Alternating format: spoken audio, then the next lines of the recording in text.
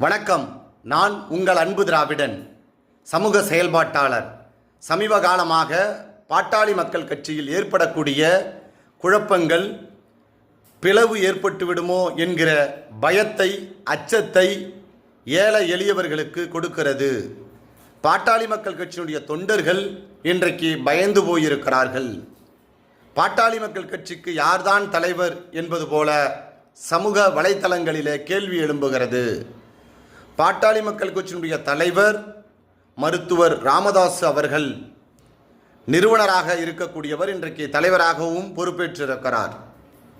மருத்துவர் அன்புமணி ராமதாஸ் செயல் தலைவராக இன்றைக்கு பொறுப்பில் அமர்த்தப்பட்டிருக்கிறார். இந்த நிலை சிறிது காலம் தொடர்ந்தால் எல்லாம் சரியாகிவிடும் என்பதுதான் எனது நிலைப்பாடு. மருத்துவர் ஐயாவுக்கு எல்லாம் தெரியும். ஒரு 36 ஆண்டு காலம் இந்த இயக்கம் உழைத்திருக்கிறது. பாட்டாளி மக்கள் கட்சியை உருவாக்கி காடு மேடு கழனியெல்லாம் நடந்திருக்கிறார், கூட்டம் நடத்திருக்கிறார். ஒடுக்கப்பட்ட, தாழ்த்தப்பட்ட, பின்தங்கிய மக்களுக்காக உழைத்திருக்கிறார்.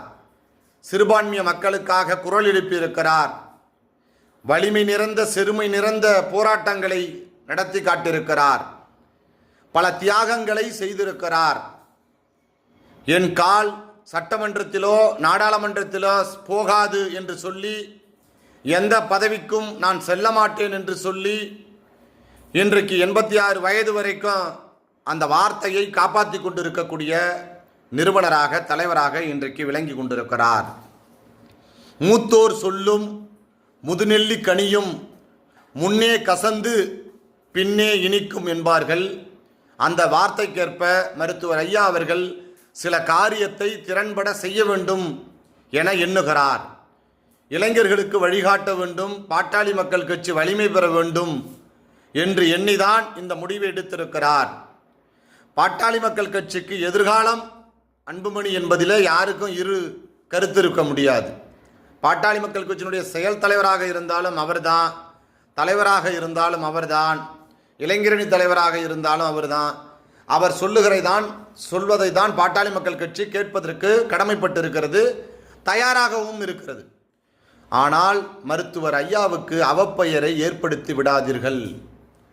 மருத்துவர் ஐயாவை பற்றி முதல்வர் அவர்கள் சொன்னபோது அவருக்கு வேறு வேலை இல்லை என்று சொன்னதற்காக பொங்கி எழுந்த தமிழகம், பாட்டாளி மக்கள் கட்சியினுடைய உறவுகள் நாமே உதாசீனப்படுத்தி விட்டால் என்னவாகும்? யோசிச்சு பாருங்க. அவர் மீது அவ்வளவு அன்பு கொண்டவர்கள், மரியாதை கொண்டவர்கள் நாம்.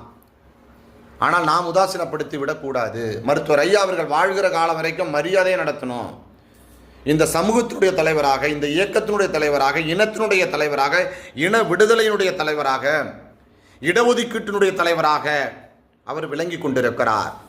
இடஒதுக்கீட்டு வரலாறை மருத்துவர் ராமதாஸ் என்கிற பெயரை நீக்கி வேறு யாராலும் எழுத முடியாது என்கிற அளவிற்கு இன்றைக்கு அவர் உழைத்திருக்கிறார். கடவுளினிடத்திலே வரம் கேட்டால் ஒரு சொட்டு மதுவில்லாத தேசத்தை கேட்பேன் என்று சொல்லக்கூடிய அளவிற்கு ஒரு உயரிய பண்பை கொண்டவர், உயரிய நோக்கத்தை கொண்டவர். பாட்டாளி மக்கள் கட்சியை வலுப்படுத்த வேண்டும். பாட்டாளி மக்கள் கட்சி அனைவருக்குமான இயக்கமாக இருக்க வேண்டும், அனைத்து சாதிகளுக்குமான இயக்கமாக இருக்க வேண்டும். தலித்திய சிலைகளை ஒரு மாவட்டத்தில் 5 இடங்களிலே வைத்து, நான் இது தலித்திய பேரியக்கத்திற்கு ஆதரவான இயக்கம் என்று சொன்ன இயக்கம் அல்லவா? தனக்கு கிடைச்ச முதல் அமைச்சர் பொறுப்பை ஒரு தலித்துக்கு கொடுத்து அழகு பார்த்த இயக்கம் அல்லவா? அப்படிப்பட்ட இயக்கம் அழிந்து விடக்கூடாது, சிதைந்து விடக்கூடாது. இன்னைக்கு பிஜேபியினுடைய சூழ்ச்சியால் அதிமுக உடைந்து கிடக்கிறது, சிதைந்து கிடக்கிறது. அப்படி ஒரு நிலை பாமகவுக்கு வந்து விடக்கூடாது. அதில் நாம் சரியாக இருக்க வேண்டும். பாட்டாளி மக்கள் கட்சியை பாதுகாக்க வேண்டிய கடமையும் பொறுப்பும் நமக்கு இருக்கிறது, இளைஞர்களுக்கு இருக்கிறது. 2ஆம் கட்ட தலைவர்கள் மருத்துவர் ஐயா சொல்லுவதை கேட்டு நடக்க வேண்டிய சூழலில் இருக்கிறோம், அவ்வளவுதான். மருத்துவர் அன்புமணி ராமதாஸ் தலைமை ஏற்கப் போகிறார் என்பது எல்லோருக்கும் தெரியும். அவருடைய சொல்லுக்காகத்தான் நாம் காத்திருக்கிறோம் என்பது எல்லோருக்கும் தெரியும். அவர் இடுகிற கட்டளையை ஏற்க தயாராக இருக்கிறோம் என்பது நாட்டுக்கே தெரியும். ஆனால் மருத்துவர் சொல்லுவதை சிறிது காலம் செவிமடுத்து கேட்க வேண்டும். அவர் ஏதோ திட்டத்தை வைத்திருக்கிறார், அந்த திட்டத்திலே வெற்றி பெற வேண்டும், அதுவரைக்கும் பொறுமை காக்க வேண்டும். இரண்டாம் கட்ட தலைவர்கள் பொறுமையாக இருக்க வேண்டும். பொறுத்தார் பூமி ஆழ்வார் என்று சொல்லுவார்கள். அப்படி பொறுத்திருந்து செயல் தலைவராக சிறிது காலம் செயல்பட்டு பின் இந்த இயக்கத்தினுடைய தலைவராக, தமிழகத்தினுடைய துணை முதல்வராக கூட வரலாம். சரியான கூட்டணி அமையும் பட்சத்தில் தமிழ்நாட்டில் ஆட்சியிலும் பங்கு, அதிகாரத்திலும் பங்கு என்கின்ற கோரிக்கை முழக்கத்தோடு நீங்கள் முன்வரலாம். சிறிது காலம் ஓய்வு எடுக்கணும், அவ்வளவுதான், வேற ஒன்றும் இல்லை. தந்தை சொல்மிக்க மந்திரம் இல்லை. தந்தை சொல்வதை கேளுங்கள். வருகாலம் உங்களை பாராட்டும், உங்களை பின்தொடரும், உங்கள் வழி நடக்கும்.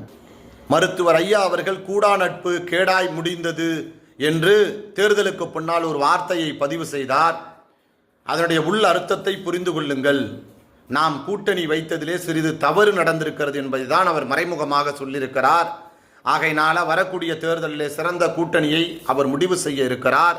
இன விடுதலைக்காக, சாதி விடுதலைக்காக, எளியோர் உயர்வுக்காக, தமிழர் இயக்கமாக, தன்மான இயக்கமாக இந்த பாட்டாளி மக்கள் கட்சி இந்த மண்ணிலே நிலைத்து நிற்க வேண்டும் என்று சொன்னால் அதற்கு வியூகம் ரொம்ப அவசியமாக தேவைப்படுகிறது. ரொம்ப பொறுமையாக, நிதானமாக செய்ய வேண்டிய, காரியமாற்ற வேண்டிய கடமையும் பொறுப்பும் நமக்கு இருக்கிறது என்பதை உணர்ந்து இரண்டாம் கட்ட தலைவர்கள் அமைதி காக்க வேண்டும் என்று அன்போடு கேட்டுக்கொள்கிறேன். மருத்துவர் ஐயாவின் வழியில் சின்னவர் தலைமை ஏற்க இருக்கிறார் விரைவில். அதுவரை அவர் செயல் தலைவராகவே இருந்து காரியமாற்றட்டும். மருத்துவர் ராமதாஸ் அவர்கள் சொல்லுவதை கேட்டு இரண்டாம் கட்ட தலைவர்கள் நடப்போம். இந்த இயக்கத்தை பாதுகாப்போம் என்று முடிக்கிறேன். நன்றி, வணக்கம்.